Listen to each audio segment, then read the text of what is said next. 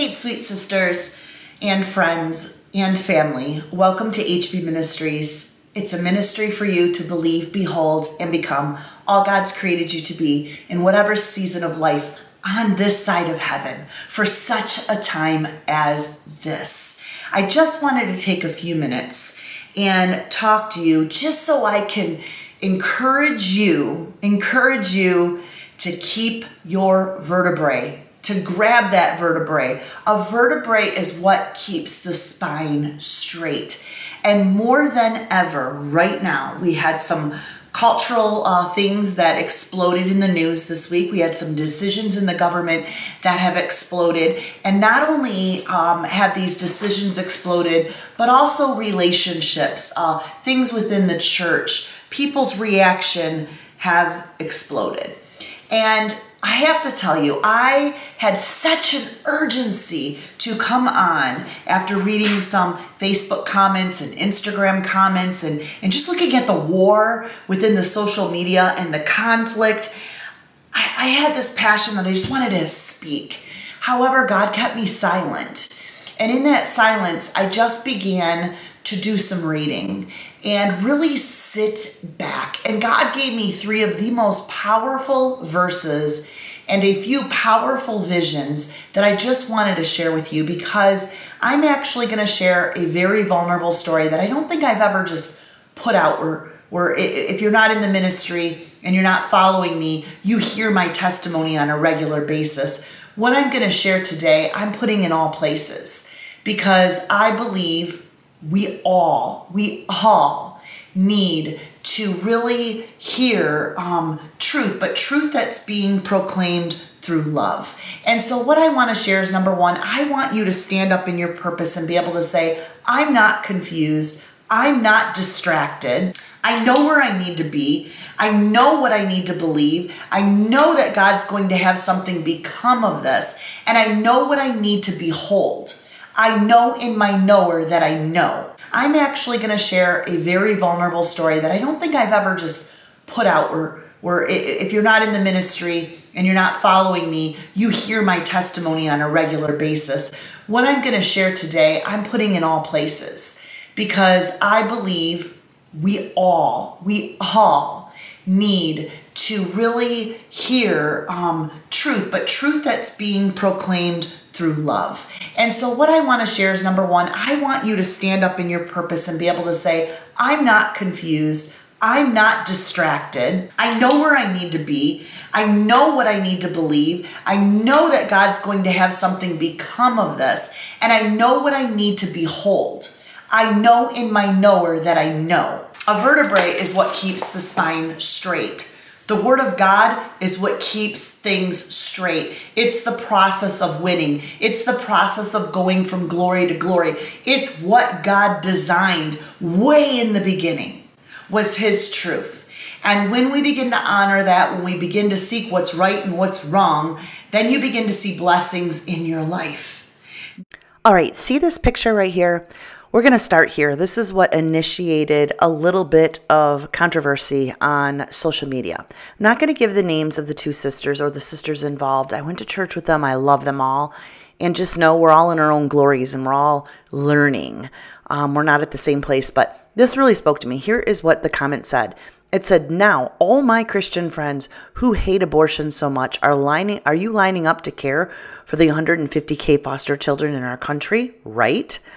What about your friends in ministry with their guest rooms that haven't been used in years and basements that only host Christmas family parties? I pray to God that every woman who is celebrating with you today in the disgusting decision empties their bank accounts, pouring out their savings to help mothers who cannot afford another child. I pray that every single one of you fall under such great conviction that you'd have nothing left to do but to take care for children who have no families.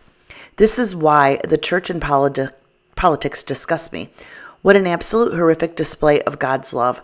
Until you have been in stirrups and a child has been drawn from your womb because you are afraid of the condemnation of the church for being pregnant before married and your future, sit down. Until you have mental illness and are terrified at the thought of being pregnant, shush. Until you are 23 years old, mother with an abusive alcoholic boyfriend and find yourself pregnant again, do I dare say, shut up. Until the church can come to women as Jesus himself would have, abortion will reign on. Do you not see that? You stand and judge, but offer no solutions, no real help. Church, if you want to end abortion, stop judging and start loving. That's what Jesus did. He would have never spoken the words of these or had the heart's intent. Nowhere in Scripture do I see Jesus behave this way. I'm going to stop there. He did flip tables in the temple because things became disorderly. And I believe he's flipping some tables right now. That's just a sidebar. How very, very foolish of you all. God would never find this way a solution. Solutions come when we love. And I'm serious, Christian friends. Ready your homes for babies and children. The world is watching. Don't let them down. Show them just how much you love babies. This comment really spoke to me. And I'm going to share a little bit more now. I just want to start with the comment and go from there. But let me tell you something. The church is where we come in and learn truth. So as Christians, we have a responsibility to speak truth right now. That is it. God is in charge of every decision that's made. And we are lacking faith when we put a comment out like this, how, and what is God going to do? And it's actually we're operating in fear because God's in control. We just need to operate in righteousness, and watch his love explode. And just to see sisters coming together and calling each other out just broke my heart. And not only that, watching my family debate over this. And so when I got up this morning, which if you belong to the ministry here, we do a Bible study every single day. We have a Bible study. We have verses that go along with the theme for the week. Well, our theme in the ministry this month is soul detox. And specifically, this was written way before everything went out in the media this past week. This specific week, we were talking about speaking life over everything, and we were talking about cultural detox, detoxing from the world views and understanding truly the kingdom views. Well, when I began to just sit and read today's verse specifically, after I know God's like, don't be posting anything, just sit quietly, but my heart hurt. I was just bothered by everything. And it was funny because today's verses were all about speaking life over everything and knowing that your mouth is always being used. And these were the verses we had. In a nutshell, they were all talking about how our mouth is a vent from where our heart and our mind is. And it's interesting because if you think about the church, it's filled with people. But if we're in between glories and glory and we're all in a different place on this side of heaven, then we're speaking and venting through our mouth based on what our knowledge, wisdom, and discernment looks like in our growing and in our process time. I was debating with God, like honestly wrestling with that yesterday, thinking, well, God, how do you speak truth and love then? Do you just constantly be quiet when you see that we're, as a world, grieving the Holy Spirit? And God reminded me that if your words are going to build up my truth and help somebody with their spine and their vertebrae, then give grace through my word and through teaching, but not lash out at somebody, because you have to understand we're all in between our own glories, right? We're all in between our own learning process. So what I want to share with you today is back to my testimony. I was in between glories. So some of the decisions I made were definitely out of selfishness and arrogance. And when I read her comment, I have to say that going and having an abortion for fear of my family or fear of my church is selfishness. That's not trusting God that he's the way maker and miracle maker. If I am sleeping around outside of marriage with my boyfriend who is abusive, that's not leaning on God, that he's bringing the right relationships into my life. That's me out of arrogance and selfishness, reacting on my thoughts in my ways, which I'm not operating on the kingdom's ways. Therefore, I have chaos in my life. So I'm making a decision for abortion out of my own chaos, out of my own sin, out of my own wrong decisions. The other one was, what are we going to do with all of these babies? Where are they going to go? Again, God is our way maker. He's our miracle maker. And I want you to listen to this one truth that God spoke to me. And I was so thankful that he helped me with this. And it comes from Jeremiah 1:5. And the key word was before. Before I formed you in the womb, I knew you. Before you were born, I set you apart. I appointed you as a prophet to the nations. This verse is something that when I went through my Beauty for Ashes, my healing for my abortions, I was taught how to forgive myself and how to understand that God had a plan for that baby. And that baby's plan was outside of my plan. So my selfish decisions to abort that baby that God knew before that baby even came into my womb, that baby was set apart and had a plan. And I interrupted that plan. And you know what? Here's the great thing, is God forgave me. And I was in between glories, and I'm still in between glories today. But I do know that I can speak of the glory of God, and he has replaced that shame with a crown. And now I have a purpose to speak truth and love on that. And there are days when I know young girls, and I'm able to speak at different places, that want to make the decision of abortion because, they don't want their family to find out. They're afraid because of their schooling. I remind them that before this baby came into existence, and a lot of times babies come into an existence, they come into the womb out of sin and out of selfish choices and out of arrogance. God still uses that. We cannot use abortion as a form of birth control and self-control to control our lives, because then we're trying to control our lives in a worldview and not a kingdom view. But remember, all of us people that are in the church or in the world or wherever, we're all in between glories, and God still loves us all. No matter what, his love will prevail. And so I want you to think about this. If God, the key word here is before. And so think about this. That unborn baby, my unborn babies, God had a calling and a plan. What if one of them was to go to the highest of government and speak truth and create stronger vertebrae, which create spines through new government laws and new things? God has a plan. What if that one baby that you're thinking of aborting because you were involved in an abusive relationship, or you were struggling with mental illness, or perhaps it was out of rape, God still has a plan and knows. So really, it's kind of a slap in God's face if you call yourself a Christian, a Christ follower, to deny God and his power and his miracles and his ways. Because God is omnipresent. God is time. He says he's the beginning and the end. He was the beginning of the beginning. So we have to know that God's omnipresent, omnipotent.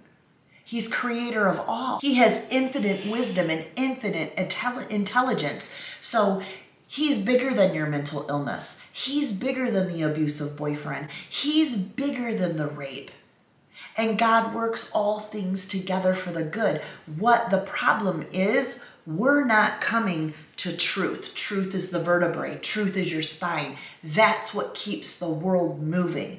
And so not only are we in a debate and we're angry because our bodies are not ours, they don't belong to the government and they don't belong to you. They belong to God. And that is the truth. And God has a purpose and a plan for you before you were even formed. But when we live outside of the appointed and the anointed, things look chaotic. things look confused. We're distracted by new laws. We're pushed away from truth. We're pushed away from everybody else. But when we look at things biblically, we know that we have a biblical design purposed by God, and that is what we have to say. I am not confused. I am not distracted. I know where I need to be. I know how I need to think. I know what I need to put my trust into. I know what I need to behold. In the ministry here, it's believe, behold, and become. All God's created me to be in whatever season of life. Whatever season. I remember being in the season, in the stirrups, in the abortion clinic, and God worked my sin out for the good. What about ladies that are thinking, well, I don't want to have this? God is going to work it out for your good. He will work out your mental illness for your good. He has a calling over that child. He's ruler of the entire world. So I'm not save the babies and looking at, it from that perspective. I'm looking at everything from God's perspective, and I'm looking that God has a plan. He has a place for all of these babies. Why are we even lacking trust in God's power? Because He blesses. He blesses when we're doing things right. I see a blessing coming upon our country. I see blessings in places. I see blessings over all these children. I see blessings for women that have mental illness or women that are in abusive relationships. I see God parting the Red Seas. I see God making a way because it's a miracle maker and He's a way maker for those who trust in Him. I feel it's a way to push us to trust. So I just wanted to share that. I know there's a lot going on in the world today. My heart was heavy to speak as I'm watching everybody's comments, and then I thought about my own life and my own past and what God has done in my life. And I just want to remind you that before you were formed, before that baby was formed, God knew you. And when we can trust in that, and we can trust that He set us apart, He has an appointed and an anointed purpose for such a time as this. So I pray this was a blessing to you. If you're not part of HB Women's Ministry, I invite you to become part. We will learn to do what's right. Kingdom view versus world view. Build up your spine. God wants you to have a vertebrae for truth, and watch the straightness that God brings in your life, even in the midst of chaotic circumstances, even in the midst of your own sin. That's who your God is. When we walk around all haughty-taughty and with arrogance and full of our own selfishness and our own desires, our body doesn't belong to us. It doesn't belong to the government. It belongs to God. The baby doesn't belong to us. It doesn't belong to the government. It doesn't belong to our choices. It belongs to God. That's what our trust needs to look like. And if I can encourage you to behold that and to believe that, I know God is going to allow you to become something amazing no matter what season of life you are in. Blessings, and I will see you in the next video. Love you, sisters. Thank you, beautiful sisters, for tuning in today. If you are not a part of the HB Women's International Ministry, you can do two things. Number one, subscribe to this channel and hit the bell, so then you are notified of all the uploads, and you're supporting the channel, which tells YouTube that women love Christian content. So it's very important. So please hit that subscribe button. The other thing is, head over to heatherbaxter.com. That is the main website, the main engine. Go ahead and subscribe there. And once you are subscribed, I send a newsletter every single Friday, and that updates you on where we're at in the study, what we're doing, the podcast that went on that week, the live, everything is there for you.